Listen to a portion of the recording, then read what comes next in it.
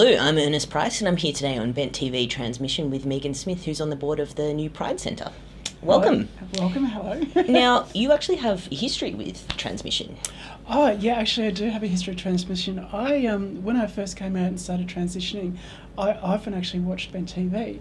And it was around about late 2013 and Bent TV, they're actually advertising an upcoming series called Transmission, and they're looking for trans people to actually get involved. So with me, I actually saw it and I thought, hey, this looks like a great way which I can actually try and find my tribe and get involved, and actually started getting involved with the previous series of Transmission many years ago now, actually, which is really scary.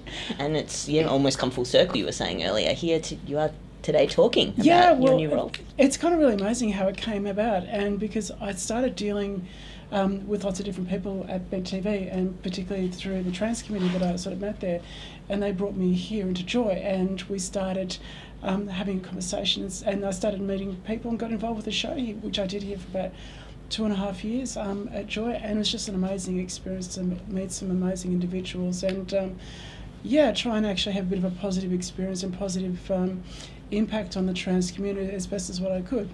We're quite a fluid part of the community, and lots of different things are happening, but it was really great to be a part of that. Yeah, absolutely.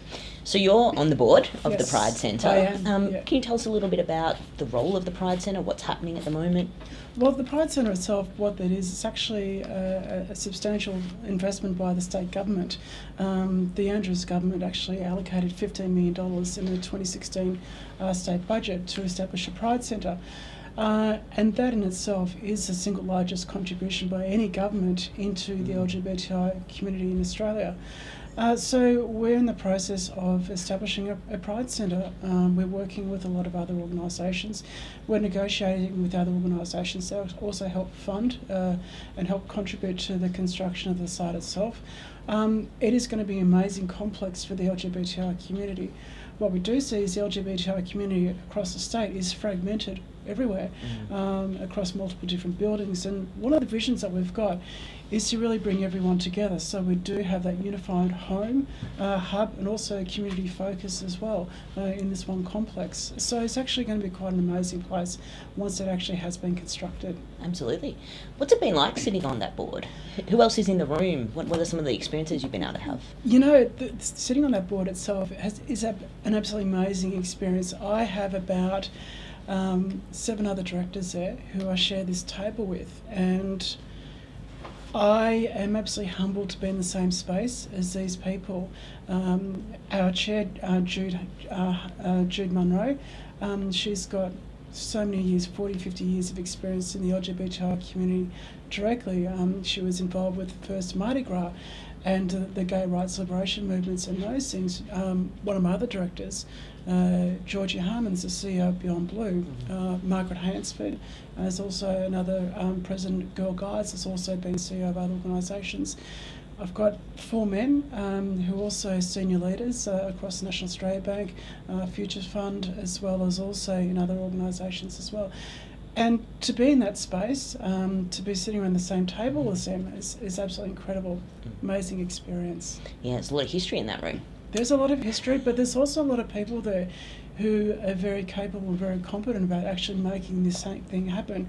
And in one sense, we have been put together in such a way that we are a competent board, and a board who actually can deliver on this for the community itself. What do you see as some of the possibilities for the community operating out of that space? Look, one of the things we see with this centre itself is that shared services environment where it is the one building, so small organisations can come in, they can access space, meeting rooms and whatever their needs might be. Also larger organisations who do actually have larger needs and ongoing needs, such as Joy, needing a permanent home, as well as VAC and other organisations as well. We see it as a community all coming together and actually trying to celebrate, or actually celebrating who we are, past, and also showing a lot of mutual respect for each other as well. So it really is an amazing and important place in our history in the LGBTI community here in Australia. Now, you talked about some of the roles that some of those other board members have in their careers. Yeah. What about your career? Well, my career is based in telecommunications. I've been in the telecommunications industry now for about 20 years. So I suppose at the moment I'm a senior technical specialist. I won't mention the name of the organisation that I work for, but I've been involved with some amazing projects in my space in working in the telecommunications industry, which has had a pretty major impact on some of the things we do here in this country. So I suppose in that sense, it's been an amazing experience to be working in that industry and actually not running away from my profession while going through transition, actually staying with the same employer and actually setting up an LGBTI committee within that employer as well. So for me, actually being involved at a corporate level and being quite prominent within our organisation, it's been an amazing experience as well, and trying to bring that across to the Pride Centre is also equally good as well. Yeah, well, I mean, that in and of itself is an amazing personal journey for you to go through transitioning in that workplace as well. Well, I kind of look at it this way. I really like what I do. I really like my day job. I work with a lot of amazing, talented and very smart individuals, and I get a lot out of that. And I've worked really hard to get to where I am in terms of my career and my profession. And just because I'm trans, I don't feel that I should need to run away from that.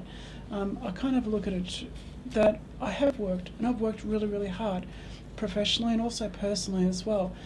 And I think there's some of the core strengths that I bring in terms of being true and authentically myself, and actually being able to celebrate that with what I do at work, and also allow that to make me a great employee.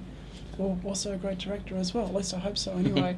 Great, fantastic. Well, thank you so much for coming in today.